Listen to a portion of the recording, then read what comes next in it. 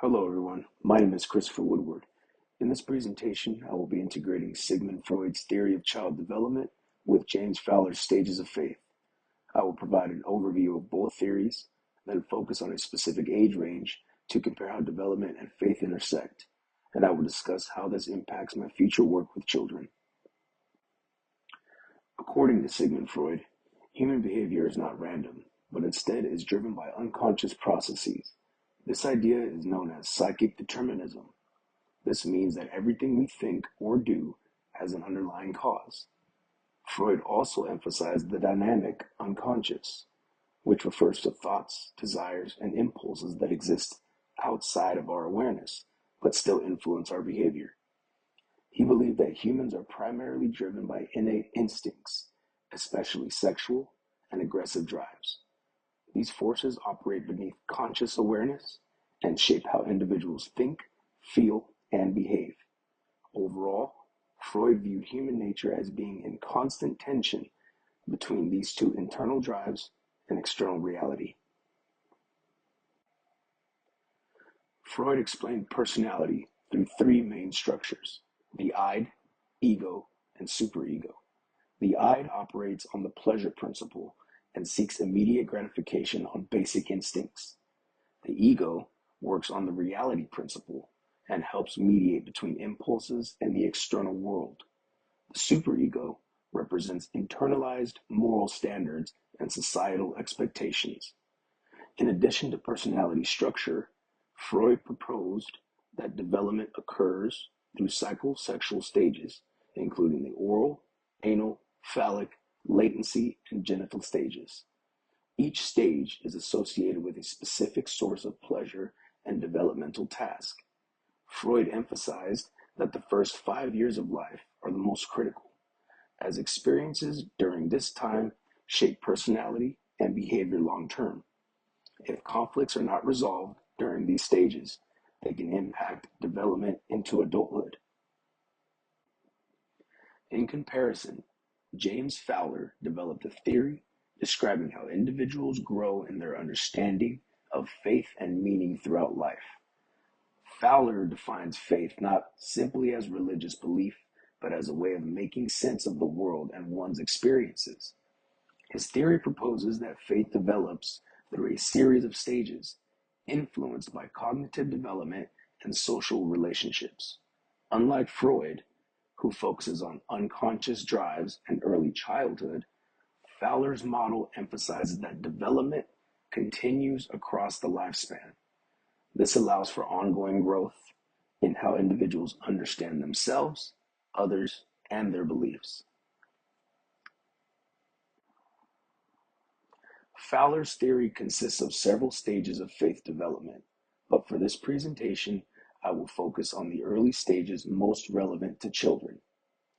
Stage 1 is called intuitive projective faith. It occurs in early childhood and is characterized by imagination, emotions, and fantasy-based thinking. Children at this stage experience faith through images and stories rather than logical reasoning. Stage 2 is called mythic literal faith, and it typically occurs during the school age years. In this stage, children begin to think more logically, but their understanding of faith is still very concrete and literal. Stage 3 is referred to as synthetic conventional faith, which develops during adolescence and involves forming beliefs based on relationships and social expectations. Overall, Fowler's stages show that faith becomes more complex and structured over time as cognitive and social abilities develop. For this comparison, I will focus on early childhood, specifically between ages 3 to 6. According to Freud, children in this age range are in the phallic stage of development, where they begin forming a sense of identity and become more aware of themselves and others. At the same time, according to Fowler, children in this age range are in the intuitive projective stage of faith.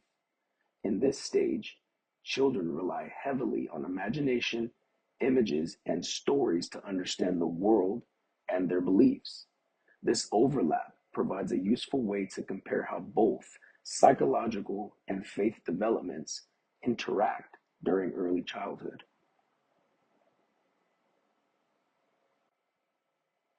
When comparing Freud's phallic stage and Fowler's intuitive projective stage, there are several important similarities. First, both theories suggest that development during this stage is largely driven by emotions rather than logic. Children are not yet capable of abstract reasoning and instead rely on feelings and immediate experiences. Both theories also emphasize the strong influence of parents and caregivers. In Freud's model, identity and internalized values begin forming through relationships with parents. Similarly, in Fowler's model, children's understanding of faith is shaped by the stories, images, and beliefs presented by adults. Additionally, children at this stage tend to be egocentric, meaning they interpret the world primarily from their own perspective. Overall, both theories agree that early childhood development is heavily influenced by experience, relationships, and emotional processing rather than structured reasoning. One major critique of Freud's theory is that it places heavy emphasis on unconscious drives such as sex and aggression, and it assumes that personality is largely determined within the first 5 years of life. According to Grunbaum, Freud's theory lacks strong scientific validation because it relies heavily on case studies and is difficult to test empirically. In contrast, Parks suggests that Fowler's model is limited by its rigid stage structure, as faith development is better understood as a dynamic and relational process rather than a fixed sequence of stages. Additionally, Parks argues that Fowler's model underrepresents young adulthood, failing to capture the importance of mentorship and real-life commitments in shaping faith development.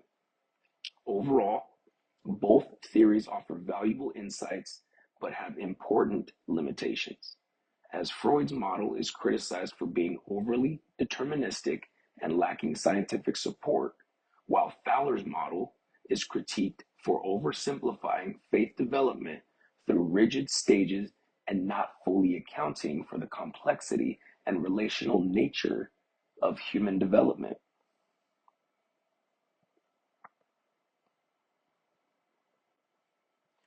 In terms of applying Freud and Fowler's models to my future work with children, this information will directly impact my strategies by helping me understand their behavior and development more accurately. From Freud's perspective, I recognize that children's behavior is often driven by unconscious and emotional processes rather than intentional or logical decision making.